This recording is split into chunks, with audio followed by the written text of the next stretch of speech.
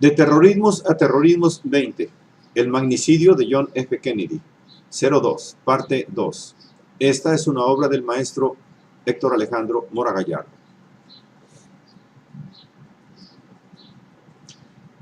Originalmente, el propio vicepresidente Richard Nixon se ocupó de incluir la participación de un grupo de potentados del petróleo encabezados por George Herbert Walter Bush y Jack Criston, petroleros tejanos encargados de proporcionar fondos para las operaciones clandestinas. George H.W. Bush colabora con la CIA, reclutando agentes anticastristas que van a participar en la invasión a Cuba. Trasladándose de Houston a Miami semanalmente, Bush, junto a Félix Rodríguez, pasó 1960 y 1961 reclutando cubanos de Miami para la invasión. Las investigaciones revelan la participación del futuro presidente número 41. Un memorándum al respecto, dirigido al jefe del FBI, J. Edgar Hoover, y fechado en noviembre de 1963, donde se lee: Mr. George Bush de la CIA, o el magazine Common Cause, que el 4 de marzo de 1990 afirmaba: la CIA puso al millonario y agente George Bush a cargo de reclutar exiliados cubanos para el ejército invasor de la CIA. Bush estaba trabajando con otro petrolero de Texas, Jack Criston, que lo ayudó con lo de la invasión. Terroristas de la CIA como Félix Rodríguez, Jorge Mas Canosa, Tomás García Fusté, formaron parte de la que fue llamada Operación 40, el plan original que estableció el establishment norteamericano en 1959. El propio Allen Dulles incluyó a un grupo de veteranos partícipes en la operación que destituyó al presidente de Guatemala, Jacobo Arbenz, en 1954, cuyo jefe fue Tracy Burns, e incluía a los siguientes oficiales de la CIA: Howard Hunt, Frank Bender, Jack Engler y David Adler Phillips. Y lo que es más, en esta incubadora de terroristas se formaron los hermanos Novo Sampol, años más tarde involucrados en el atentado que mató a quien fuera canciller de Salvador Allende, Orlando Letelier, en Washington.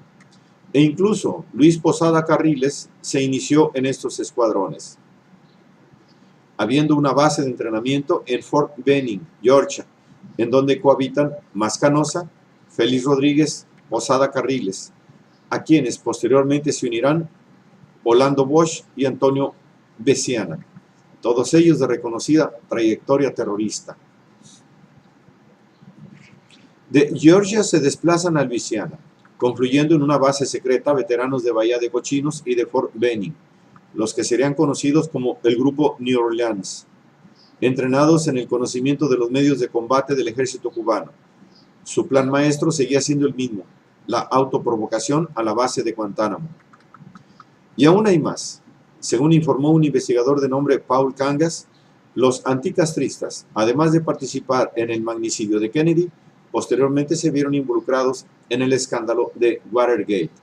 Entre otros miembros que George Bush reclutó para la invasión de Bahía de Cochinos estaban Frank Sturgis, Howard Hunt, Bernard Baker y Rafael Quintero. El día que Kennedy fue asesinado, Hunt y algunos del posterior equipo de Watergate fueron fotografiados en Dallas, así como un grupo de cubanos, uno de ellos con una sombrilla en alto como señal, al lado de la limusín del presidente, justo donde Kennedy fue baleado. Hunt y Sturgis le dispararon a Kennedy desde el Montecillo de Hierba. Ellos fueron fotografiados y vistos por 15 testigos. ¿Por qué será que la huella de la mafia capitalista deja su impronta en todo acto terrorista relevante, insinuando una trayectoria criminal que descubre la virulenta de los afamados servicios de inteligencia norteamericana ligados a la oligarquía plutócrata? Sin lugar a dudas, al interior de estos grupos surgen los conspiradores y actores materiales del magnicidio. Una vez que los Kennedy tomaron el mando y organizaron la Operación Mangosta, el Consejo de Seguridad Nacional contempla 4 acciones intervencionistas, incluyéndose ya la posibilidad de un ataque masivo directo mediante el montaje de una provocación que sirviera de pretexto ante la opinión pública. Kennedy firmó el Memorando de Seguridad Nacional 181 el 23 de agosto de 1962, en el que se incluía la variante ampliada, según la cual se proyectaba invadir la isla para octubre de 1962, mas la férrea defensa del pueblo cubano unificado fue capaz de ir derrotando a los infiltrados, las bandas compuestas por toda clase de agentes represivos y mercenarios ligados al antiguo régimen de Fulgencio Batista, fracasaron en el intento de consolidar una guerrilla al interior de la isla, dejando en claro que por sí solas las fuerzas anticastristas serían incapaces de derrocar a Castro. La crisis de los misiles en octubre de ese año significó la defensa que el gobierno revolucionario efectuaba de su territorio, instalando misiles soviéticos para impedir la virtual invasión. La distensión lograda tras la resolución del conflicto entre Kennedy y Nikita Khrushchev comprometía la palabra del gobernante norteamericano de no invadir Cuba, y es entonces que la Operación Mangosta es cancelada. Por mandato del presidente, se cierran los campos de entrenamiento clandestinos en los Estados Unidos. Pero esta decisión contraviene los propósitos de los militares recalcitrantes que creyeron que la instauración de misiles soviéticos era una provocación más que suficiente para atacar a Cuba, haciendo innecesarias las operaciones clandestinas. Así que consideraron incluso como factible emplear armas nucleares en contra de la isla. Al impedírselo los Kennedy, se ganan la animadversión de los militares imperialistas junto con la de los anticastristas. La Operación Northwood. Eran tiempos álgidos. La atmósfera en el Pentágono estaba cargada de energía imperialista. Varios de los generales en altos puestos son militares de ultraderecha e incluso racistas. Es el caso de Edwin A. Walker, miembro de asociaciones clandestinas como los auténticos caballeros del Ku Klux Klan, destituido por Kennedy después de que originó un enfrentamiento con motivos raciales en Little Rock. Por ese entonces, una comisión especial del Senado dirigida por Albert Gore investiga los posibles cuadros extremistas en el Pentágono y sospechan del jefe del Estado Mayor Interejércitos, el general Lyman L. Lemister, un especialista en operativos secretos, responsable en su momento de haber reclutado agentes nazis para utilizarlos en la Guerra Fría, algunos de ellos enviados a Sudamérica. No obstante lo cual, los Kennedys lo incluyen en su grupo especial amplio, que vendría a ser la central de inteligencia anticastrista por ellos organizada. El general Lemister se encargó de preparar una serie de planes para lograr el objetivo anhelado, la invasión a Cuba.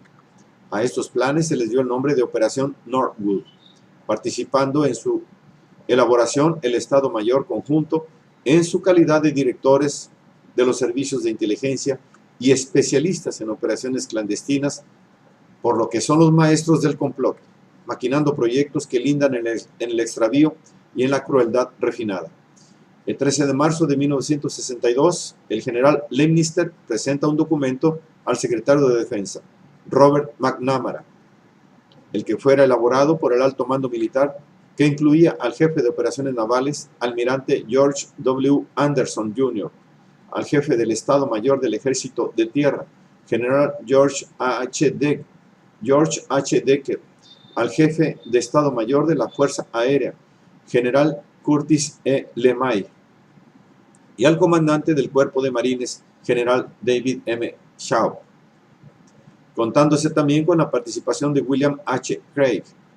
En una áspera reunión, McNamara rechaza con firmeza las propuestas terroristas contenidas en la Operación Northwood, lo que provoca el distanciamiento entre el gobierno y el grupo de generales imperialistas involucrados en el plan.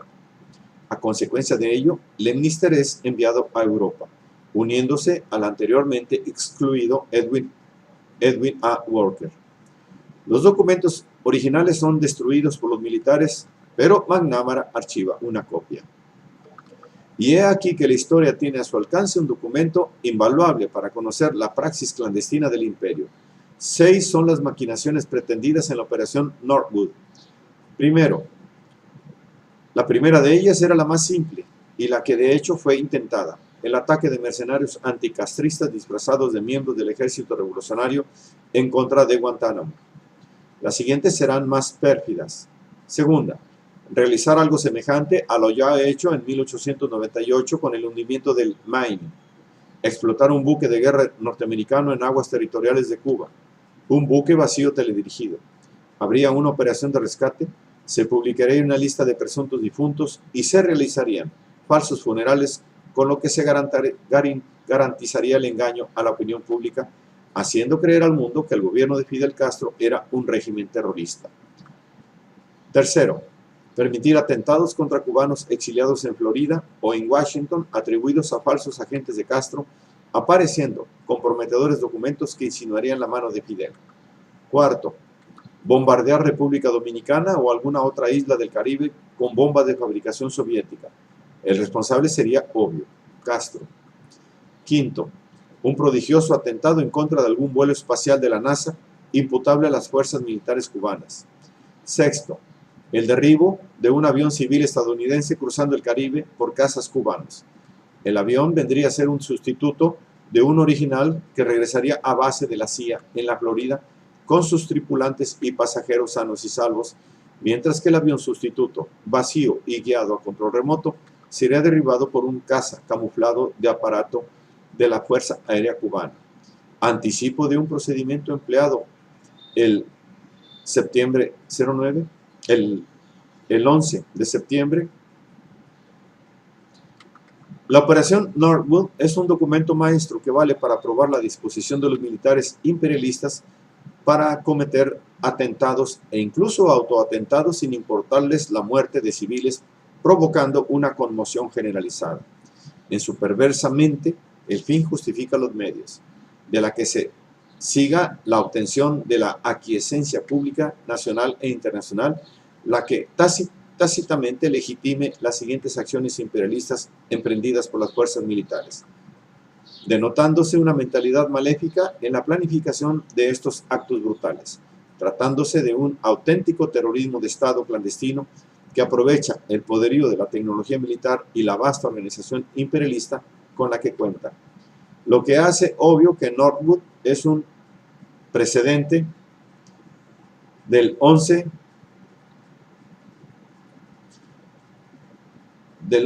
de septiembre de 2001. Los atentados en contra de las Torres Gemelas y del Pentágono son la obra maestra del terrorismo de Estado hecho en Estados Unidos.